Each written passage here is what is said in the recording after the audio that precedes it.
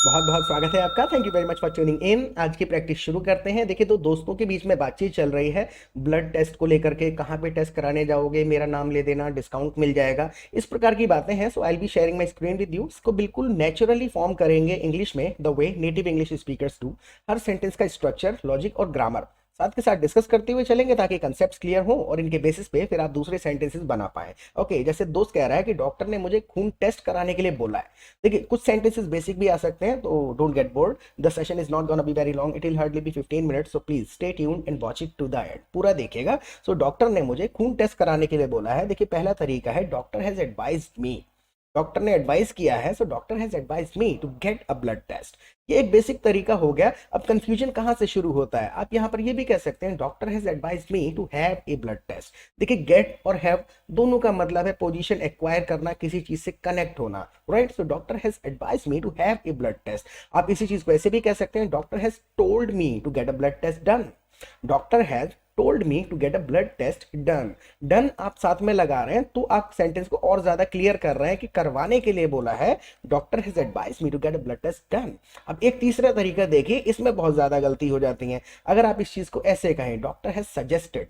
Suggest भी करते हैं डॉक्टर, अगर सजेस्ट वर्ड यूज करेंगे तो उसमें हम अलग तरीके से फॉर्म करते हैं। Doctor has suggested that I get a blood test. अगर आप ये कह देते हैं doctor has suggested me to get a blood test, तो गलत हो जाएगा। तो ये चीज याद रखनी है कि सजेशन वाला जो वर्ड यूज करेंगे हम सेंटेंस में वर्ड, तो उसके साथ हम टू नहीं यूज करेंगे, इसको अलग तरीके से फॉर्म किया जाता है। Doctor has suggested that I get a blood test. जैसे मैं आपको सजेशन देता हूं कि 1 घंटा प्रैक्टिस किया करो, I suggest that you practice for 1 hour every day, right. I suggest that you practice for 1 hour every day. इस तरीके से इसको बोला जाएगा। अब ये चीज समझ कैसी आएगी, ओनली बाय लिसनिंग, क्योंकि English is spoken its own way which has no connection with Hindi. और ग्रामर से 10% इंग्लिश बोली जाती है, rest 90% of the English is spoken naturally. उसको सीखने के लिए you need to listen to the English. पूरा देखिए। अगला सेशन आप देखिए, कौन सी लैब में जाओगे टेस्ट करवाने। दोस्त पूछ रहा है कि कौन सी लैब में जाओगे टेस्ट करवाने। देखिए, तोड़ तोड़ के पोर्शंस हैं, तोड़ तोड़ के बोलिए, which lab are you going to. ये सेंटेंस यहां तक है। देखिए, बोलते समय अजीब लग सकता है, 2 बार टू यूज कर रहे हैं। Which lab are you going to get the test done. Which lab are you going to get it done. ये करवाने कहाँ जाओगे, तो अगर हम तोड़ के बोलेंगे तो समझ में आएगा, या फिर which lab are you going to for the test. तो घुमा फिरा के सेंटेंस को बोलना आना चाहिए। Which lab are you going to for the test. Which lab are you going to for the test कह दीजिए, या फिर which lab are you going to get the test done. Getting my point, कहना आ गया। आप repeat करते चलिए साथ के साथ में। Look at the next sentence. बस निकल रहा हूं, जो खुली मिलेगी वहीं करवा लूंगा। बस निकल रहा हूं, जो भी लैब खुली मिलेगी वहीं पर करवा लूंगा। जब निकल रहा हूं तो इसके लिए एक्चुअल में हेड आउट करते हैं। जब हम कहीं के लिए निकलते हैं, so I am just heading out. जैसे मैं दिल्ली के लिए निकल रहा हूं, I am heading out to Delhi. I am heading out for Delhi भी कहा जा सकता है। So I am just heading out, कहीं के लिए निकलना। तो मैं बस निकल रहा हूं, I get it done wherever is open. I get it done, करवा लूंगा, वेर एवर इज ओपन, जहां भी खुली होगी, राइट। तो हिंदी के शब्दों से मिलान नहीं करना है। I am just heading out, I get it done wherever is open, जहां भी खुली होगी वहीं पर करवा लूंगा ना। बड़े मंदिर के पास वाली में जाना, वहां मेरी जान पहचान है। दोस्त कह रहा है कि जो बड़े मंदिर, एक बड़ा मंदिर है एरिया में, उसके पास वाली लैब में जाना, वहां मेरी जान पहचान है। अब लिटरल ट्रांसलेशन नहीं कर सकते, जान पहचान का ट्रांसलेशन ढूंढने की जरूरत नहीं है। आप यूज करके देखिए, आई नो समवन देयर, मैं वहां किसी को जानता हूं, आई नो समवन देयर। तो इतना पोर्शन आपने बोला। अब इसको सेंटेंस में किस तरीके से फिट करना है। सी, बड़े मंदिर के पास में जाना, so it's better you go. Suggestion दे रहे हैं, डायरेक्ट नहीं कह सकते go, right. So it's better you go to the one near the temple. It's better, बेहतर ये रहेगा, you go to the one, you go to the lab. One emphasize करने के लिए कहा जा रहा है, वाली। तो it's better you go to the one near the big temple. Near the big temple, इसमें देखिए समझने वाली एक और बात है, जहां हम नियर वगैरह यूज करते हैं किसी सेंटेंस में, तो नियर के साथ टू यूज नहीं करते हैं। जैसे कि मेरे घर के पास एक मंदिर है, so there is a temple near my house. Near to my house नहीं कहेंगे, there is a temple near my house, इतना कह दिया जाएगा। टू अगर यूज करना है तो इतना कहा जा सकता है, there is a temple close to my house. Close के साथ टू यूज कर लेंगे। So go to the one near the big temple, जो बड़े मंदिर के पास है उसमें जाना। आई नो समवन देयर, वहां मैं किसी को जानता हूँ, या वहां मेरी जान पहचान है। So go to the one near the big temple, I know someone there, वहां पर मैं किसी को जानता हूँ, आपको डिस्काउंट मिल जाएगा। अगर ये कहना है मेरा नाम लेना, वहां जाके वहां डिस्काउंट मिल जाएगा।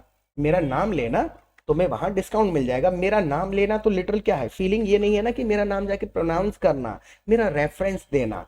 तो सेंटेंस जब बोलें तो पहले फीलिंग को समझिए, क्या कहना चाह रहे हैं। फीलिंग को समझ के बोलेंगे तो बहुत ज्यादा आसान लगेगी। तो वहां जाओ तो मेरा रेफरेंस देना, तुम्हें डिस्काउंट मिल जाएगा।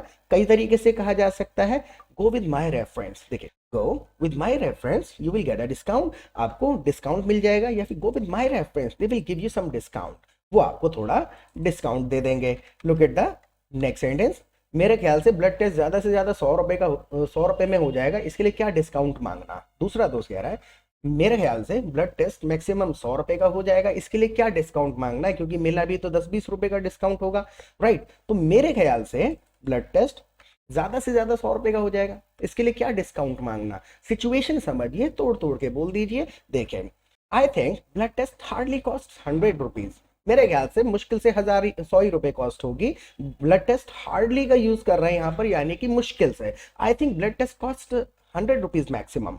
तो वर्ड ऑर्डर आगे पीछे किया जा सकता है। I think blood test hardly cost 100 rupees, so there is no need, कोई जरूरत नहीं है, there is no need to ask for the discount, discount मांगने की, right. So I think blood test hardly cost 100 rupees, so there is no need to ask for a discount, discount मांगने की कोई जरूरत नहीं है। Now look at the next sentence. और जितने का वो डिस्काउंट देंगे उससे ज्यादा का तो मेरा वहां जाने में पेट्रोल लग जाएगा। लिटरल जितने का उतने का ग्रामर नहीं करनी है। मैक्सिमम कोशिश ये करें इन द बिगिनिंग कि आप सेंटेंस को तोड़ के बोलिए, सिचुएशन समझिए। और इसको सीखने का एक तरीका मैं आपको बताता हूं। देखिए, अगर आप पहली बार हमारे चैनल पे पहली बार आए हैं तो प्लीज चैनल को सब्सक्राइब जरूर कर लीजिएगा। और दूसरा, आप हमारी लाइव क्लासेस अटेंड कर सकते हैं। देखिए, लाइव क्लासेस के दो फायदे होंगे। सबसे पहले तो हम आपको अपने कम्युनिटी, अपने ग्रुप में ऐड कर लेंगे, जहां पे आप दूसरे पार्टिसिपेंट्स के साथ रियल सिचुएशन में प्रैक्टिस कर पाएंगे। जिस प्रकार की ये कॉन्वर्सेशन है, इसी प्रकार से 200-300 पार्टिसिपेंट्स होते हैं ग्रुप में, जहां पे आप पूरा दिन उनके साथ चैटिंग कर सकते हैं। पूरा दिन कॉन्वर्सेशन चलती रहती है, फोन पे बात कर सकते हैं। फोन पे बात करेंगे ना तो एक्शन में पता चलेगा what your level of English is, right. क्योंकि सारा का सारा गेम है एटमॉस्फेयर का, आदत में डालने का। Whatever you hear in English you understand, सारी चीजें समझ में आती है। That means you already know English. सिर्फ you just need to develop the habit of speaking English sentences fast and continuously. आदत में डालने के लिए आपको रियल लोगों से बात करनी पड़ेगी। तो यहाँ पे आपको एटमॉस्फेयर मिल जाएगा, प्रैक्टिस पार्टनर्स मिल जाएंगे, जिनके साथ आप पूरा दिन रात में कभी भी प्रैक्टिस कर सकते हैं। और शाम को लाइव क्लासेस होती है, तो वहां पे we simply come together every evening and we discuss some English sentences together for 2 hours. 2 घंटे तक डिस्कशन चलता रहता है। कुछ ग्रामेटिकल रूल्स होते हैं, कुछ कॉम्प्लिकेटेड सेंटेंसेस होते हैं जो नहीं फॉर्म हो पा रहे हैं। तो वहाँ पे डिस्कशन में जब आप 1.5-2 घंटा रोजाना बैठेंगे, 150-200 नए नए सेंटेंसेस सुनेंगे, उनका ग्रामर स्ट्रक्चर साथ के साथ समझेंगे, 15-20 दिन में कंसेप्ट क्लियर हो जाएंगे। कंसेप्ट क्लियर होने के बाद जब आप फोन पे बात करेंगे, ग्रुप में प्रैक्टिस करेंगे, आदत में आ जाएगी English, and you will start speaking English fast, fluently and confidently the way you want to speak, right. और फीस की बिल्कुल चिंता मत करिएगा, बहुत ही छोटा सा टोकन अमाउंट हम चार्ज करते हैं लाइफ टाइम के लिए। अनलिमिटेड क्लासेस आप यहाँ पे अटेंड कर सकते हैं, अनलिमिटेड टाइम तक आप ग्रुप में रह सकते हैं, जब तक आप फ्लुएंट हो नहीं जाते। ओके, तो कोई मंथली फीस वाला यहाँ पे केस नहीं है। Okay, let's get back to it now. और जितने का वो डिस्काउंट देंगे उससे ज्यादा का वहां जाने में मेरा पेट्रोल लग जाएगा। See the amount of discount, यानी कि the amount of discount they can give me. मतलब ज्यादा ग्रामर को हटा करके इजीली बोलिए, the amount of discount they can give me. जितना वो मुझे डिस्काउंट दे सकते हैं, I have to spend more on petrol to get there. वहां I have to spend more on petrol, petrol पे ज्यादा खर्च करना पड़ेगा to get there, to reach there, right? So the amount of discount they can give me, I'll have to spend more on petrol to get there. कई बार हम अपने sessions में इस प्रकार के सेंटेंसेस यूज कर चुके हैं। तो अगर एक सेंटेंस से ग्रामर या लॉजिक याद नहीं होता है, समझ नहीं आता है, सो डोंट गेट कंफ्यूज। 250 से ज्यादा वीडियोस ऑलरेडी अवेलेबल है हमारे चैनल पे। आप पहली बार वीडियो देख रहे हैं तो इसको देखने के बाद में चैनल को एक्सप्लोर करिएगा, 10-15 वीडियोस देखेंगे, खुद से लॉजिक ऑफ स्पोकन इंग्लिश समझ में आ जाएगा। Never translate Hindi sentences into English, just understand the feeling behind the sentence. Feeling समझिए एंड स्पीक इट आउट, बोल डालिए। तो जैसा चाहूं वैसा कर लो। अब दोस्त कह रहा है there is no need to ask for a discount, discount मांगने की कोई जरूरत तो है नहीं। दोस्त कह रहा है जैसा चाहूं वैसा कर लो। So do whatever you think is best, do whatever you want, do whatever you want, जो चाहो वो कर लो। Do whatever you think is best, जो आपको लगता है बेस्ट है वो कर लो, right. Look at the next sentence. वैसे तुम बीमार कब से हो? अब दोस्त पूछ रहा है कि वैसे तुम बीमार कब से हो। कब से, हैज बीन, हैव बीन, पहले से कुछ पूछा जा रहा है। So how long have you been sick, how long have you been sick, यानी आप बीमार कब से हैं। आज बुखार आए हुए 5 दिन हो गए हैं, आज बुखार आए हुए 5 दिन हो गए, आज बुखार आए हुए 5 दिन हो गए। तो देखिए लिटरल ट्रांसलेशन नहीं करना है, आप कह सकते हैं I have been sick for 5 days, I have been sick for 5 days, इस तरीके से कह सकते हैं। यहाँ 5वें दिन पे एम्फेसाइज करेंगे, so this is the 5th day I have had a fever, this is the 5th day, 5वां दिन है I have had a fever, मुझे बुखार होते हुए। गेटिंग माय पॉइंट, रिपीट करिए साथ में।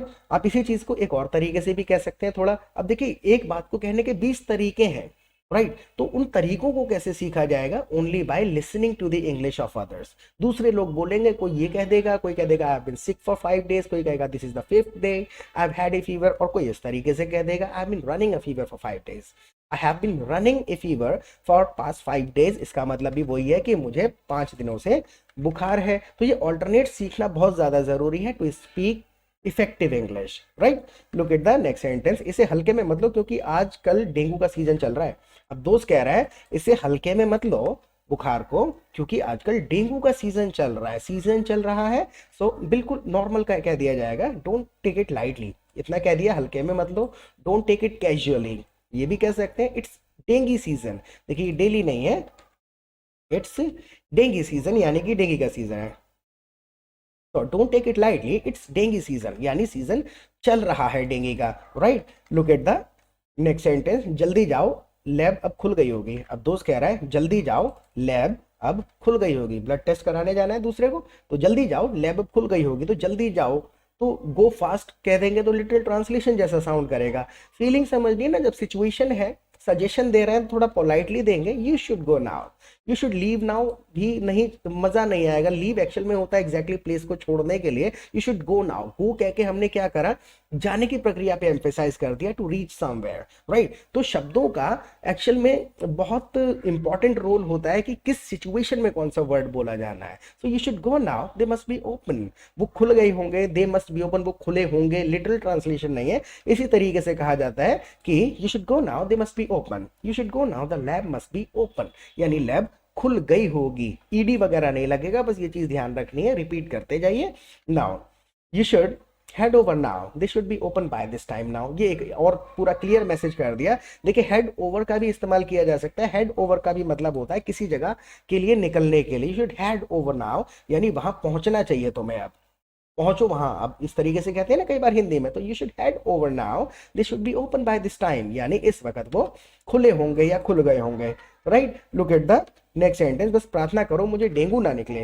देखिए लिटिल वर्ड ऑर्डर नहीं बोलना है, फीलिंग समझिए, बंदा किस चीज से डरा हुआ है कि डेंगू ना हो। सो बस प्रार्थना करो मुझे डेंगू ना निकले, so just pray for me it shouldn't be dengue, just pray for me it shouldn't be dengue, या फिर just pray for me it isn't dengue, just pray for me it's not dengue. Getting my point, तो तोड़ के situation बोलनी है, literal grammar नहीं लगानी है। Look at the last sentence, और कोई जरूरत पड़े तो मुझे कॉल कर लेना, कोई जरूरत पड़े तो मुझे कॉल कर लेना। देखिए call me if you need any help, इस तरीके से आप कह सकते हैं। Hit me up if you need any help, hit me up भी कहा जा सकता है। हिट अप का भी मतलब होता है कांटेक्ट करना मोबाइल के थ्रू, टेक्स्ट मैसेज या ईमेल के through. So hit me up if you need any help, या फिर call me up if you need any help, right. तो इस सेशन को एक बार और देख लीजिएगा, इसके बारे में प्लीज मुझे फीडबैक जरूर दीजिएगा कि इससे थोड़ा बहुत आपको लॉजिक ऑफ स्पोकन इंग्लिश समझ में आया या नहीं आया, और प्रैक्टिस करते रहे। फिर मिलेंगे एक नए सेशन के साथ, टिल देन बाय।